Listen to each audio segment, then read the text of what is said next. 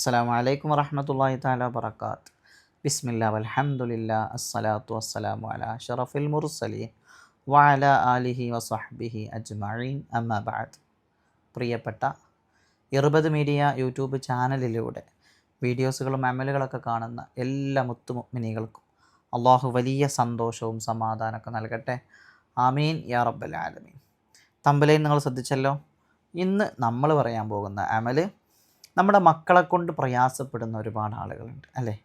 മക്കളുടെ പ്രയാസങ്ങളും ബുദ്ധിമുട്ടുകളും കൊണ്ട് പറഞ്ഞു വരുന്ന മാതാപിതാക്കളുടെ എണ്ണം ദിനം പ്രതി വർദ്ധിച്ചുകൊണ്ടിരിക്കുകയാണ്. പല വിധേനയുള്ള പ്രശ്നങ്ങളാണ്. മക്കൾ ലഹരി ഉപയോഗിക്കുന്നു, മക്കൾ പ്രണയത്തിൽ കുടുങ്ങുന്നു, മക്കൾ ജോലിക്ക് പോകുന്നില്ല, പറയുന്നത് അനുസരിക്കുന്നില്ല. ഇങ്ങനെ ഒരുപാട് കംപ്ലൈൻറ്റുകൾ മക്കളെക്കുറിച്ച് പറഞ്ഞു വരുന്ന ഒരുപാട് ഉമ്മമാർ നമ്മുടെ ഇവിടെ ധാരാളം കണ്ടുവരുന്നു. എന്തുകൊണ്ടാണ് ഈ മക്കൾ ഇങ്ങനെ കേടുവന്നു പോകുന്നത്? മക്കളെന്ന് പറയുന്നത് വലിയൊരു സമ്പത്താണ്. മക്കളില്ലാത്തവർക്ക് അതിൻ്റെ വേദന അറിയാൻ പറ്റും. അള്ളാഹു മക്കളില്ലാത്ത എല്ലാവർക്കും നല്ല മക്കളെ കൊടുക്കട്ടെ.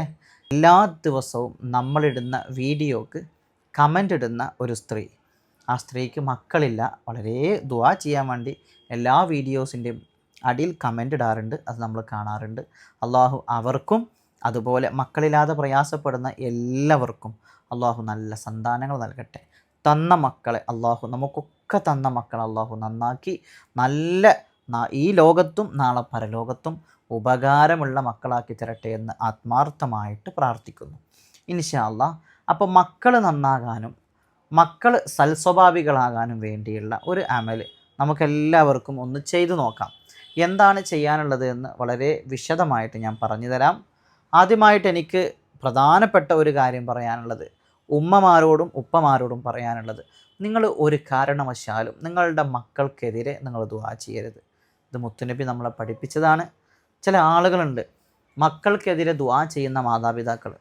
ചിലപ്പോൾ ചില സമയത്ത് അസഹനീയമായ വേദന കൊണ്ട് നമ്മൾ പറഞ്ഞതാണ്, വല്ലാതെ നമ്മളെ ബുദ്ധിമുട്ടിച്ചപ്പോൾ, ശല്യം ചെയ്തപ്പോൾ, വേദനിപ്പിച്ചപ്പോൾ നമ്മൾ സഹിക്കാൻ കഴിയാതെ നമ്മൾ ചിലപ്പോൾ എന്ത് ചെയ്യാറുണ്ട്, പറയാറുണ്ട്, ദുആ ചെയ്യാറുണ്ട്. ഒരിക്കലും നിങ്ങൾ മക്കൾക്കെതിരെ ദുആ ചെയ്യരുത്. കാരണം ദുആ സ്വീകരിക്കുന്ന ഏറ്റവും അനുയോജ്യമായ ചില സമയങ്ങളുണ്ട്. ആ സമയത്താണ് നിങ്ങളുടെ ദുആ എങ്കിൽ അള്ളാഹു കാത്തു രക്ഷിക്കുമാറാകട്ടെ. പ്രത്യേകിച്ച് മാതാപിതാക്കളുടെ ദുആ, മക്കൾക്ക് വേണ്ടിയുള്ള ദുആക്ക് ഇടയിൽ ഒരു മറയും ഇല്ല എന്നാണ് നമ്മൾ പഠിച്ചിട്ടുള്ളത്. അതുകൊണ്ട് മക്കൾക്കെതിരെ ദുആ ചെയ്യുന്ന മാതാപിതാക്കൾ, ഒരു പക്ഷേ നിങ്ങൾ അറിഞ്ഞുകൊണ്ട് ദുആ ചെയ്തതാവില്ല എന്ന് നമുക്കറിയാം. അപ്പോഴത്തെ സാഹചര്യം, ആ ഒരു സിറ്റുവേഷനിൽ നമ്മൾ എന്തായതാവാം, അവരെ പ്രാഗി, അവരെ ദേഷ്യം കൊണ്ട് നമ്മൾ അവരെന്തെങ്കിലുമൊക്കെ പറയും. എടാ പണ്ടാറ കാല, നീ മുടിഞ്ഞു പോവടാ, നീ നശിച്ചു പോവടാ, എടാ നശിച്ചവനെ, നീ ഒരു കാലത്തും നന്നാവില്ലടാ, ഇങ്ങനെയൊക്കെ പറയുന്ന ഒരുപാട് മാതാപിതാക്കളുണ്ട്, നമുക്കറിയാവുന്നതാണ്. അപ്പോൾ ഇങ്ങനെയൊന്നും മക്കൾക്കെതിരെ നിങ്ങൾ ദുആ ചെയ്യരുത്. ആ ദുആക്ക് ചിലപ്പോൾ ഫലം ലഭിക്കും, മലക്കുകൾ ആമീൻ പറയും, നിങ്ങളെ മക്കൾ അതുകൊണ്ട് നശിക്കാൻ കാരണമാകും. അതൊന്ന് നിങ്ങൾ ശ്രദ്ധിക്കുക. ഇനി നിങ്ങളെ മക്കൾ നല്ല രീതിയിലാകാനും നല്ല ഉപകാരമുള്ള, ദീനിനും നാടിനും ഉപകാരമുള്ള മക്കളാവാൻ വേണ്ടി പറ്റുന്ന, നിങ്ങൾക്ക് ചെയ്യാൻ പറ്റുന്ന ചെറിയ ചെറിയ ചെറിയ ടിപ്സുകളും അമലുകളും ഞാൻ നിങ്ങൾക്ക് പറഞ്ഞു തരാം. ഇതൊന്ന് നിങ്ങൾ പ്രാബല്യത്തിലൊന്ന് ചെയ്തു നോക്കുക. അള്ളാഹു വലിയ ബറക്കത്ത് നൽകട്ടെ. ആമീൻ യാ റബ്ബൽ ആലമീൻ. ഒന്നാമതായിട്ട് എനിക്ക് നിങ്ങളോട് പറയാനുള്ളത്, സൂറത്തുൽ ഫുർഖാനിലെ 74-ാമത്തെ ആയത്ത് നമുക്കൊക്കെ അറിയാം. റബ്ബന ഹബ് ലനാ മിൻ അസ്വാജിന എന്ന് തുടങ്ങുന്ന ആ ഒരു ആയത്ത്, മക്കൾ നന്നാകാൻ വേണ്ടി, മക്കൾ നല്ല സൽസ്വഭാവിയാകാൻ വേണ്ടി, മക്കൾ ജോലിക്ക് പോകാൻ വേണ്ടി, മക്കൾ ലഹരിയിൽ നിന്നും മോചിക്കാൻ വേണ്ടി, നിങ്ങൾ പറയുന്നത് അനുസരിക്കുന്ന മക്കളാകാൻ വേണ്ടി എന്ത് ചെയ്യണം? ഈ ഒരു ആയത്ത് ധാരാളം നിങ്ങൾ എന്ത് ചെയ്യുക, നിസ്കരിച്ചിരുന്ന് ദുആ ചെയ്യുക. അള്ളാഹുവിനോട് ഈ ആയത്ത് ഇങ്ങനെ ഓതി ഓതി ഓതി ദുആ ചെയ്യുക. അതേപോലെ തന്നെ ഈ ആയത്തുകൾ ഓതിയ വെള്ളം മക്കൾക്ക് കുടിക്കാനും ഒക്കെ കൊടുക്കുന്നത് വളരെ നല്ലതാണ്. അതുപോലെ തന്നെ നിങ്ങൾ ശ്രദ്ധിക്കേണ്ട രണ്ടാമത്തെ കാര്യം, മക്കളറിയാതെ അവർക്ക് വേണ്ടി തഹജ്ജുദ് നിസ്കരിച്ചതിന് ശേഷം ദുആ ചെയ്യുക. അതെന്തിനാ മക്കളറിയാതെ ദുആ ചെയ്യുന്നത്? ചില ആളുകളുണ്ടാവും, നമ്മൾ ഉമ്മമാർ പറയും, എടാ ഞാൻ എനിക്കും വേണ്ടി എത്ര ദുആ ചെയ്യേണ്ടത് എനിക്കറിയോ, ഉമ്മാൻ്റെ കുട്ടിക്ക് ഞാൻ എത്ര പോലും ദുആയിരുന്നു എന്നൊന്നും നിങ്ങൾ പറയരുത്. ദുആ ചെയ്തതിൻ്റെ കണക്കേ പറയരുത്. തഹജ്ജുദ് നിസ്കരിച്ചതിന് ശേഷം അവർക്ക് വേണ്ടി പ്രത്യേകം നിങ്ങൾ ദുആ ചെയ്യുക. ഒരു പക്ഷേ നിങ്ങൾ തഹജ്ജുദ് നിസ്കരിക്കുമ്പോൾ, സുബഹി നിസ്കരിക്കുമ്പോഴൊക്കെ അവർ കിടന്നുറങ്ങുകയായിരിക്കും. നിങ്ങൾക്ക് പോയി വിളിക്കാൻ പോലും പേടിയുള്ള മക്കളുണ്ടാവും. മക്കളെ ഒന്ന് നിസ്കരിക്കാൻ വേണ്ടി തട്ടി ഉണർത്തി വിളിക്കാൻ പോലും പേടിച്ച് കഴിയുന്ന മാതാപിതാക്കളുണ്ടെന്ന് എനിക്കറിയാം. നമ്മളിവിടെ കാണുന്നതാണ്. ഒരുപാട് ഉമ്മമാർ സങ്കടം പറയുമ്പോൾ നമുക്കത് അറിയാൻ പറ്റും. അപ്പോൾ നിങ്ങൾ തഹജ്ജുദ് നിസ്കരിച്ചിട്ട് നിങ്ങൾ എന്ത് ചെയ്യുക? നിങ്ങളെ മക്കൾക്ക് വേണ്ടി പ്രാർത്ഥിക്കുക, ദുആ ചെയ്യുക. പക്ഷേ അത് നിങ്ങളെ മക്കളോട് പറയാതിരിക്കുക. അതുപോലെ തന്നെ അടുത്തതായിട്ട് നിങ്ങളോട് പറയാനുള്ളത്, ഇതൊരു വലിയ പോയിൻ്റാണ്. നമ്മുടെ വീട്ടിൽ നമ്മൾ വെച്ചുണ്ടാക്കുന്ന ഭക്ഷണം, മക്കൾക്ക് ഭക്ഷണം കൊടുക്കുമ്പോൾ ഉറപ്പിച്ച് നിങ്ങൾ മനസ്സിൽ ഉറപ്പിക്കണം, ഹറാമായ ഒരു രീതിയിലുള്ള ഭക്ഷണം ഞാൻ എൻ്റെ മക്കൾക്ക് കൊടുത്തിട്ടില്ല എന്ന്. അവിടെയാണ് നമ്മൾ മാതാപിതാക്കൾ വലിയ കഷ്ടപ്പാട് പ്രയാസപ്പെടുക. ഹറാമായ ഭക്ഷണം എന്ന് പറയുമ്പോൾ ഒരാളെ മുതൽ മോഷ്ടിക്കാൻ പാടില്ല, ഒരാളെ വേദനിപ്പിച്ചുണ്ടാക്കാൻ പാടില്ല, പലിശയുമായി ബന്ധപ്പെട്ട മുതലാകാൻ പാടില്ല. അങ്ങനെയൊക്കെ ഉണ്ട്. മറ്റുള്ളവൻ്റെ കഴുത്ത് നെരുക്കി പിടിച്ച് അവരിൽ നിന്നും കൊള്ളപ്പലിശ മേടിച്ചിട്ട് നിങ്ങളുടെ മക്കൾക്ക് നിങ്ങൾ തിന്നാൻ കൊടുത്താൽ ആ മക്കൾ നന്നായിട്ടില്ലെങ്കിൽ നിങ്ങൾ സങ്കടപ്പെട്ടിട്ട് കാര്യമില്ല. ആ മക്കൾ കേടുവരുമെന്നുള്ള കാര്യത്തിൽ സംശയമില്ല. ഹറാമ് തിന്നാൻ കൊടുക്കാത്ത രീതിയിൽ വളർത്തുക. എല്ലാ രീതിയിലുള്ള ഹറാമും നിങ്ങൾ ശ്രദ്ധിക്കണം. ഏത് രീതിയിലുള്ള ഹറാമാണെങ്കിലും ശ്രദ്ധിക്കണം. കള്ള്, കഞ്ചാവ്, ഹാൻസ്, ഇതൊക്കെ വിറ്റ പൈസ, ഇതൊക്കെ ഹറാമാണ്.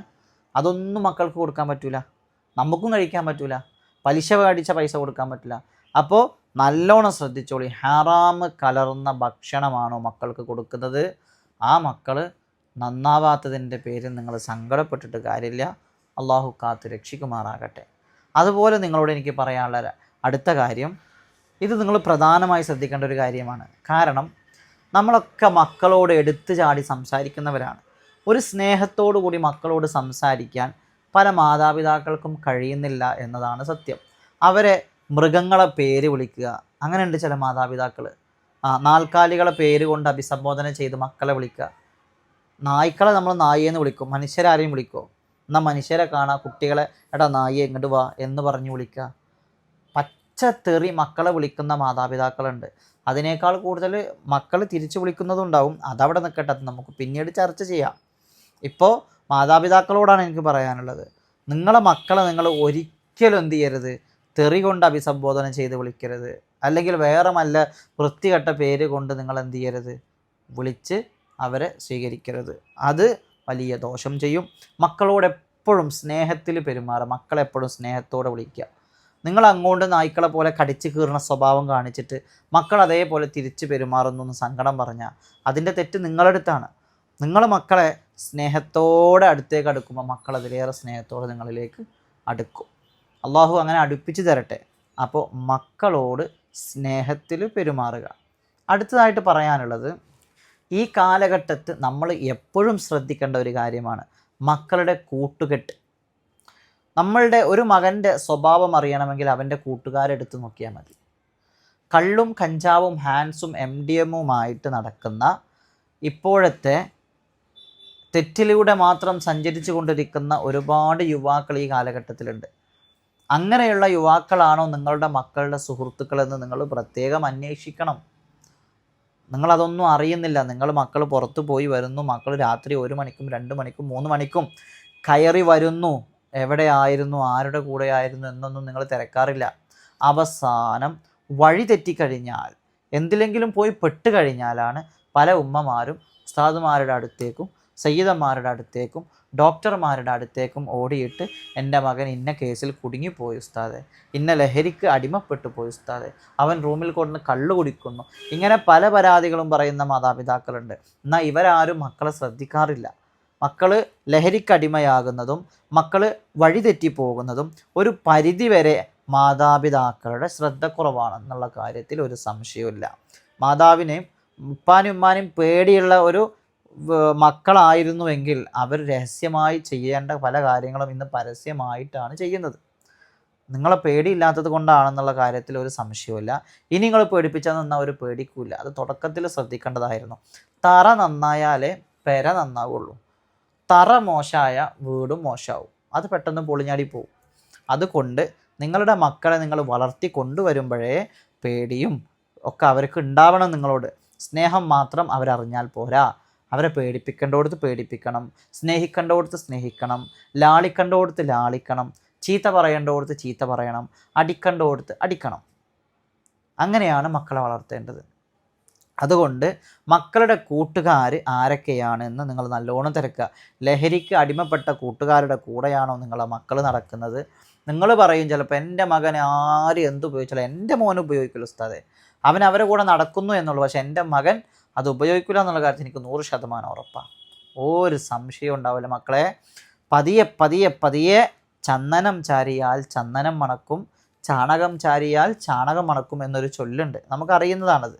മോശം കൂട്ടുകെട്ടുമായി നടക്കുന്ന മക്കളുടെ കൂടെ നടക്കുന്ന കൂട്ടുകാരങ്ങനെയാണെങ്കിൽ നമ്മുടെ മക്കൾ പതിയെ പതിയെ പതിയെ പതിയെ പതിയെ അവരെന്തൊക്കെ ചെയ്യുന്നു അത് മുഴുവൻ ചെയ്തിട്ടില്ലെങ്കിലും അതിൻ്റെ 3/4 ഭാഗമെങ്കിലും അവരെ കൂടെ ജോളി അടിച്ച് നടക്കുന്നവരായിരിക്കും. അത് നിങ്ങൾ നല്ലവണ്ണം ശ്രദ്ധിക്കുക. അള്ളാഹു കാത്ത് രക്ഷിക്കുമാറാകട്ടെ. അതേപോലെ തന്നെ നിങ്ങൾ ശ്രദ്ധിക്കേണ്ട കാര്യം, സ്വന്തം ജീവിതം തന്നെ മാതൃകയായിട്ട് അവർക്ക് നിങ്ങൾ കാണിച്ചു കൊടുക്കുക. ചില മാതാപിതാക്കൾ നിസ്കരിക്കൂല, ചില മാതാപിതാക്കൾ ഖുർആൻ ഓതൂല, ചില മാതാപിതാക്കൾ നേരത്തെ കിടന്നുറങ്ങൂല, ചില മാതാപിതാക്കൾ ലഹരി ഉപയോഗിക്കും, ചില വാപ്പ സിഗരറ്റ് വലിച്ചിട്ട് മകനോട് സിഗരറ്റ് വലിക്കരുതെന്ന് ഓതി കൊടുത്തിട്ട് ഒരു കാര്യമില്ല. വാപ്പ വലിക്കുന്നത് കണ്ട് വളർന്ന മകൻ അതങ്ങനെ തുടരൂ.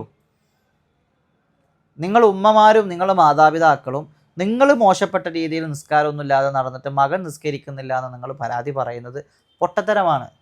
കാരണം നിങ്ങളെ കണ്ട് വളരേണ്ട മക്കൾ നിങ്ങളിൽ അതൊന്നും കാണുന്നില്ലെങ്കിൽ പിന്നെ ഉസ്താദുമാരോടും ആളുകളോടും പരാതി പറഞ്ഞിട്ട് എന്താണ് കാര്യം? അപ്പോൾ നിങ്ങളിലൊരു പാഠം ആ മക്കൾക്ക് ഉൾക്കൊള്ളാനുണ്ടായിരിക്കണം. അത് ഉണ്ടോ എന്ന് നിങ്ങൾ നല്ലവണ്ണം ശ്രദ്ധിക്കുകയും വേണം. അള്ളാഹു നമ്മുടെ മക്കളെ നന്നാക്കി തരട്ടെ എന്ന് ആത്മാർത്ഥമായി പ്രാർത്ഥിക്കുന്നു. ഇനി അടുത്തതായിട്ട് പ്രധാനമായി പറയാനുള്ളത്, മക്കൾക്ക് കണ്ണേറ് സംഭവിച്ചാൽ മക്കൾ കേടുവന്നു പോകും. മക്കൾക്ക് കണ്ണേറ് വന്നു കഴിഞ്ഞാൽ അവർ കേടുവന്നു പോകും. മക്കൾക്ക് കണ്ണേറ് വരുന്ന കാര്യങ്ങൾ എന്തൊക്കെയാണ്? ഇൻഷാ അള്ളാഹ് ഇത്രയും കാര്യം നിങ്ങൾ ശ്രദ്ധിക്കുക. കണ്ണേറുമായി ബന്ധപ്പെട്ട കണ്ണേറ് ആർക്കൊക്കെ ബാധിച്ചാൽ ലക്ഷണം, അത് ഒഴിവാക്കേണ്ട രീതി എല്ലാം അടങ്ങുന്ന ഒരു വീഡിയോ നാളെ അള്ളാഹു തൗഫീക്ക് ചെയ്താൽ നിങ്ങൾക്ക് വേണ്ടി ഞാൻ അയച്ചു തരും. അപ്പോൾ ഇൻഷാ അള്ളാഹ് എല്ലാവരും അത് കണ്ട് കണ്ണേറുള്ളവരാണെങ്കിൽ അത് ബാത്തിലാക്കുക. ഞാനീ പറഞ്ഞ മക്കൾ നന്നാകാനുള്ള ഈ കാര്യങ്ങളൊക്കെ നല്ലോണം ശ്രദ്ധിക്കുക. ഒരു സംശയവും വേണ്ട. അള്ളാഹു നമ്മളെ മക്കളെ നന്നാക്കി തരും ഇൻഷാ അള്ളാഹ്. സൂറത്തുൽ ഇഖ്ലാസ് ധാരാളം പാരായണം ചെയ്ത് വെള്ളത്തിലൂതി മക്കൾക്ക് കുടിക്കാനൊക്കെ കൊടുക്കുക.